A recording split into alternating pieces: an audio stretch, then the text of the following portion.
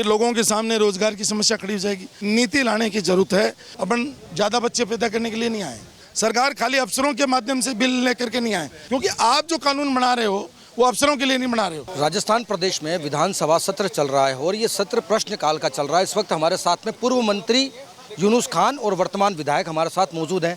Sir, जनसंख्या कानून को लेकर के लगातार सवाल भी उठ रहे हैं। सर, जनसंख्या इस भारत की सबसे बड़ी समस्या है।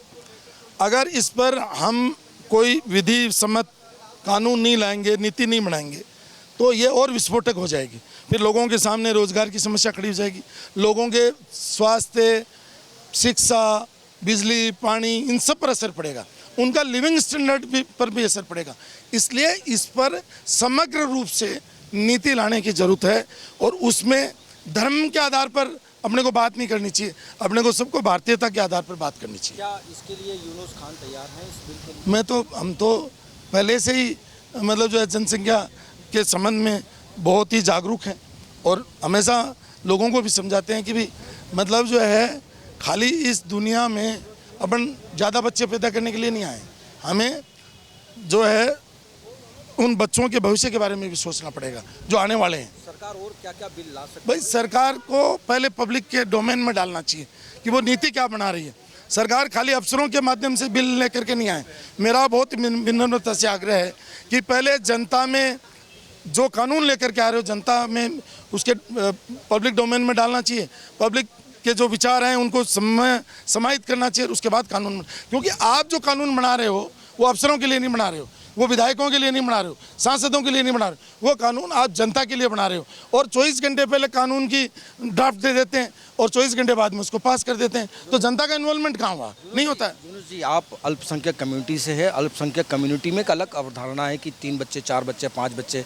तो इस अवधारणा को, क्योंकि आप एक कम्युनिटी से जुड़े हुए। नहीं, ये मैं आपके सवाल पर ही मेरा क्वेश्चन मार्क है। मेरे बहुत सारे हिंदू भाई हैं जिनके 5 से अधिक बच्चे हैं। मेरे मुसलमान भाई हैं, उनके भी 5 से ज़्यादा बच्चे हैं। तो इसको धर्म में मत बांटो।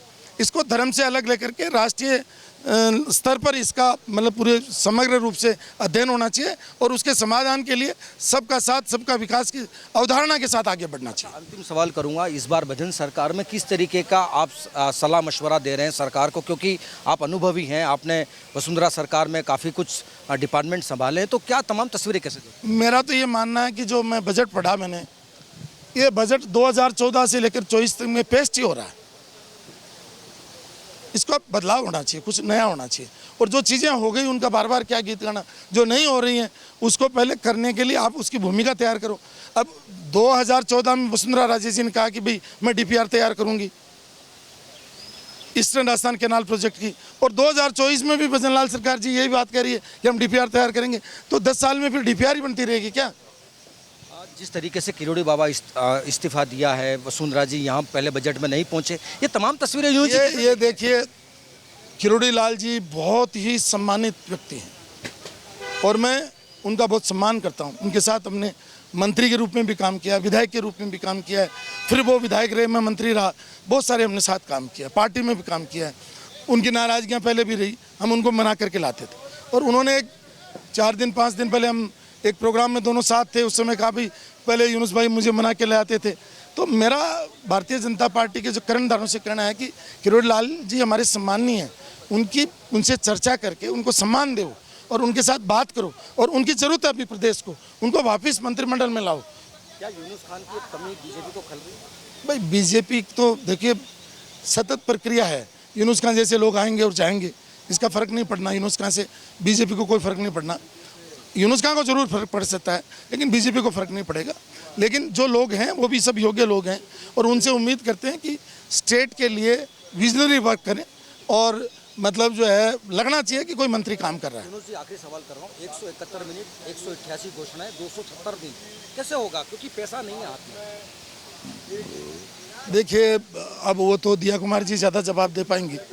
ये विषय तो मैं हाउस में बोलूँगा, अभी मैं सोमवार को बोलूँगा, उस समय ये सारे विषय रखूँगा।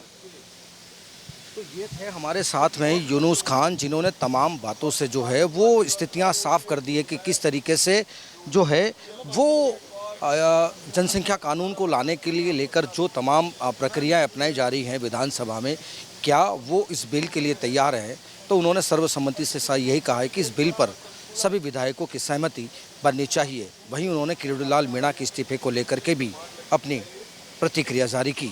वहीं देखने वाली बात होगी कि आगामी दिनों में विधानसभा में और कितने क्वेश्चन खड़े होते हैं। कैमरा सहयोगी भानु प्रताप के साथ सुरेंद्र सोनी, नवतेज टीवी, जयपुर।